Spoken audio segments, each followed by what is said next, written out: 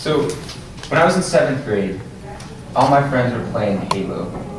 Now, is everybody familiar with the video game Halo? Everybody? So, if any of you aren't familiar, it's a sci-fi futuristic shooter video game. It's pretty violent. It's rated M for mature, so for ages 17 and up. It's restricted to ages 17 and up. But back then, all me and my 7th grade friends were playing it. Our parents would buy it for us, and we'd go to each other's houses after school, and we'd play, and it was tons of fun. But there was a problem. My mom wouldn't let me buy Halo.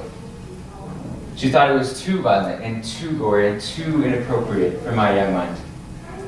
And this was a problem because I'm very competitive. So all my friends, while they could go to their houses and practice on their own and get better at Halo, I was falling behind on the Halo curve because I couldn't practice. So it was a problem. So what did I do? I wrote my mom a persuasive essay. I wrote her a persuasive essay, and in this essay, I wrote things like, "Mom, I know it's a violent video game, but I also know it's not real life. And Mom, it's a violent video game, but I'm a mature 7th grader. I can handle it. And if nothing else, all my friends are playing it, so why can't I?" And it worked. This essay worked. She took me to the store, she bought me a copy of Halo. I paid her back, of course, and now I was the proud owner of my own copy of Halo. So, how did I do it? I formed an argument, I packaged it up, and I pushed it on her. And by sheer argumentation, by sheer force, I changed her mind. I changed the way, so she could see things from my point of view. And that'll work sometimes. It's common, right? That's a common way to persuade somebody. That'll work sometimes, but it's not the most effective way to do it. I'm here today to tell you a much more effective way to change an individual's mind, and not just an individual's mind, but an organization's. So why is that important? Why would you want to change an organization's mind? Well, for one, everybody wants to change, but they don't know how. It's no different for an individual and an organization. People want to change, they want to live a healthier lifestyle, right? Or an organization wants to change its strategy, wants to change its culture, wants to change its structure. They can come up with an idea, but they don't know how to implement it. Change is difficult. We don't like to change. Another reason change is important is because of how quickly society and technology is changing right now. It's changing faster than it ever has before. And the most competitive organizations are the ones that are most adaptable. Change has never been more important. But change falls on leaders' shoulders. Leaders need to know how to do it. They need to know how to do it well. And quite frankly, most don't. Most don't know how to change and change well. So now I'm going to introduce the topic, the idea of storytelling. This is where storytelling comes in. So since the beginning of mankind, humans have been telling stories. It began as telling stories just to recount occurrences. And then it morphed into telling stories to entertain. And more recently, everybody from leaders to educators to scientists have started using storytelling because they have realized the power storytelling has to effectively convey a complex idea in a compelling way. Everybody's telling stories now. So if we combine storytelling with proper change management, we have this idea that I like to call co-authoring change. And I'm going to illustrate to you what that is with a story. So in my organization, we're a print advertising office. We sell advertising solutions to individuals and business clients. And we're student-run, we're student-led, so it gives students the opportunity to gain work experience in the field of media, journalism, communications, and sales while making money. But as you can imagine, print is a very difficult business to be in right now. And it goes back to that point of how fast society and technology are changing. The way we consume information is more different now than it ever has been. And we're moving towards digital. So print is a difficult place to be right now. So all that in mind, we had to do something. We had to do something. And what we did is not as important for this talk as how we did it. So if you have questions about what we did, we can talk about that at the end. But I'm going to tell you how we did it. And how we did it. So we started with an idea. We started with an idea for a new structure, new products, and new processes. And it was research-based. And we put this on paper and we distributed this to the entire team. And then we invited them to give us their input, to write what they liked about the structure, what they didn't like, and what they would like to see changed. And we gathered this back, we gathered this input back, and we revised, based on this input, we revised our ideas. We did a little bit more research, and then we made some new structures, some new strategies, and we put this on paper, and we gave it out, and we did the same thing. We invited the input, we took it back, we did more research, and we iterated. And in this process of iteration, we co-authored the future of our organization. So we got this idea, this final idea, and we implemented it. And how did it go? Because none of this matters if it didn't go well, if it didn't work. How did it go? I'm going to tell you some things that I observed. So one of my coworkers, who 2 months before had no idea what this change initiative was now the biggest champion for it. He would tell outsiders what we were doing, why we were doing it, and why it was so great. Another of my coworkers, who was pretty fresh, she was pretty new to the team. She was stressed out by the pressure of the new job.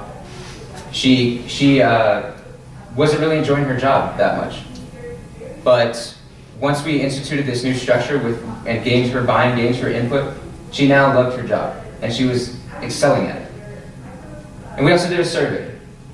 And the survey told us that the entire team, the majority of the team, knew what we were doing, why we were doing it, and they felt very positive about it. They felt very enthusiastic, very optimistic.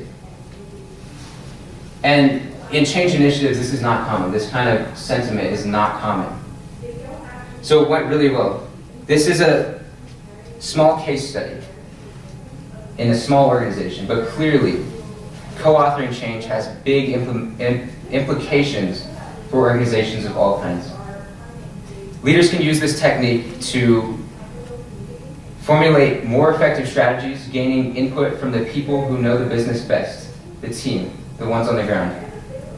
And they can take the strategy and they can implement it. It's an easy formula to follow. My organization co-authored change. Why can't yours? Thank you.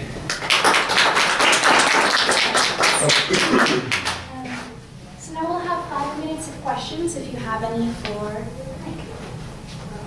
Yes. What was the change that you co-authored in your organization? So we had a new structure because we have an integrated sales team and then a new strategy.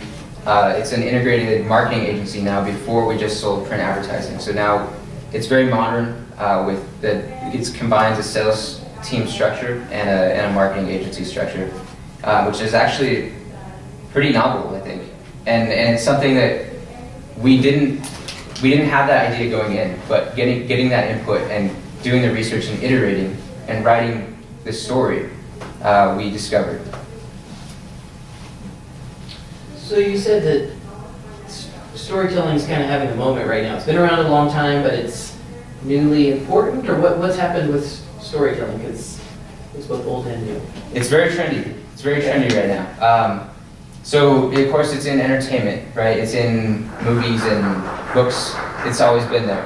But leaders in companies and even scientists, actually the place I got this technique for storytelling from was actually from a scientist turned movie director. His name's Randy Olson. So I used his technique and I used it in this organizational case study. So he's using it, scientists are using it to explain their research in an easy to follow way that's less boring than it used to be. And educators are also using it to convey those complex ideas to teach. And we're actually using it in our class in the Honors College. So you had mentioned that this is a fairly easy to implement strategy for a number of businesses, but how does it scale up? So you're talking about a small organization now. How would this apply to mega corporations like Disney or others that are very large scale? That's a great question. I think the changes would have to start within the small teams. because organizations are composed of smaller teams, especially nowadays. The tech organizations are just a bunch of small teams and they're almost autonomous. So for that reason, it would work pretty well. When it comes to a flatter organization, more traditional structure, I think technology would help out a lot because we use paper, right? And we actually invited people to write on the paper. Maybe a Google Doc, something like that. But we want people to not be afraid to give their input and just constantly iterate. So I think technology would help us scale.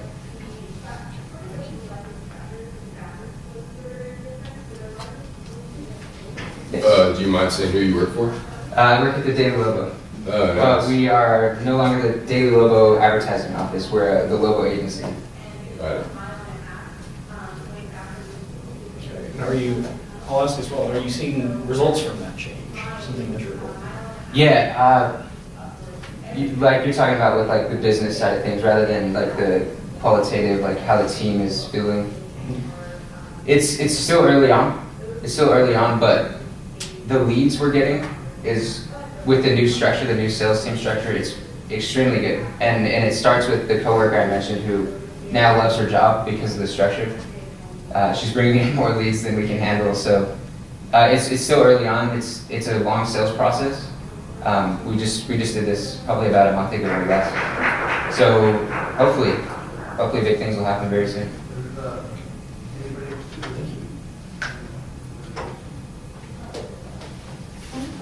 Thank you very much. Oh, one more question. Sorry, I was just gonna give you props for. I like that you talked about all that without revealing who you worked for. I think it was kind of captivating to be like, whoa, is this? I like that. Nice. Thank you. Yeah. Any more questions? Thank you. Thank you so much.